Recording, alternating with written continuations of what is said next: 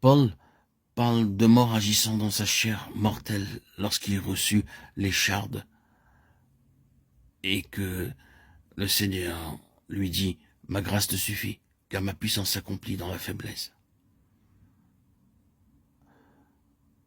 Paul parle ici de mort agissant dans sa chair mortelle. Tout était dans la direction de la mort, encore et toujours. Il faisait face et combattait la mort tout le temps. Mais ce qui doit être relevé, c'est que, tandis que le diable très clairement agissait sur son état physique, comme la déclaration le montre et que le Seigneur le permettait, cela n'a pas atteint l'objectif de la mort. Mais au contraire, le cours de la vie de cet homme est celui d'un triomphe constant sur cette mort et sur Satan. Il manifeste que la puissance de la mort nous assaille et que le Seigneur n'empêche pas tout le temps le diable d'attaquer notre corps. Mais cela ne signifie pas que le Seigneur a comme intention pour nous la mort. Vous pourriez penser que la logique est que si le Seigneur envoie un messager de Satan dont l'effet est la mort, assurément le Seigneur veut que nous mourions. Il n'y a aucune justification pour un tel argument. C'est tout à fait le contraire qui est vrai. Le Seigneur avait un but très salutaire en toute chose dans le cas de l'apôtre, et cette activité de mort fut expressément utilisée pour garder l'homme spirituellement vivant. Car s'il n'avait eu cette écharde, sa vie spirituelle aurait été flétrie. Écoutons les mots que l'apôtre utilise. Et pour que je ne sois pas enflé d'orgueil, 2 Corinthiens 12, 7. Trouvez l'homme s'exaltant lui-même outre mesure, et vous trouvez un homme avec une vie spirituelle pauvre. Sa vie spirituelle a été gâchée.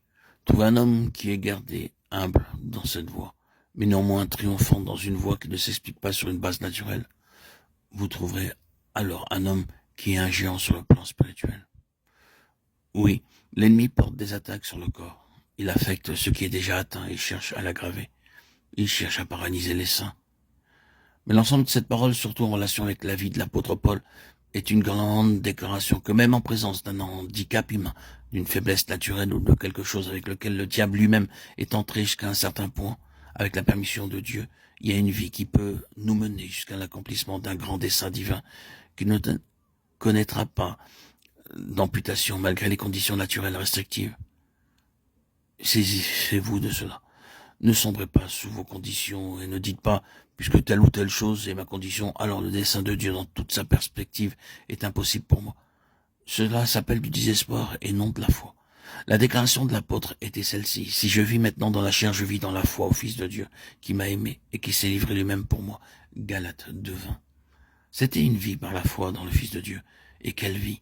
C'était vraiment dans son cas. Il s'agissait de la vie triomphante sur la mort, toujours présente. Mais c'était une bataille. Lisez la seconde lettre aux Corinthiens et vous trouverez les traces de la bataille. Paul vient de sortir d'une situation extrêmement difficile où il désespérait de conserver la vie. Il fut amené si bas dans cette situation, quelle qu'elle fût, qu'il désespérait de jamais recouvrer la vie. Mais il en sortit. Il portait les marques de la bataille avec la mort. Mais il continua sa course, bien après avoir écrit la deuxième lettre aux Corinthiens. Quelques-unes des choses les plus glorieuses ont trouvé leur expression après cela. Croyons en vertu de la vie du Seigneur en nous, et désavouons tous les arguments au sujet de notre propre état, ou que l'ennemi voudrait nous imposer en raison de ce que nous ressentons, ou de l'apparence des choses. Nous devons prendre tout cela à cœur.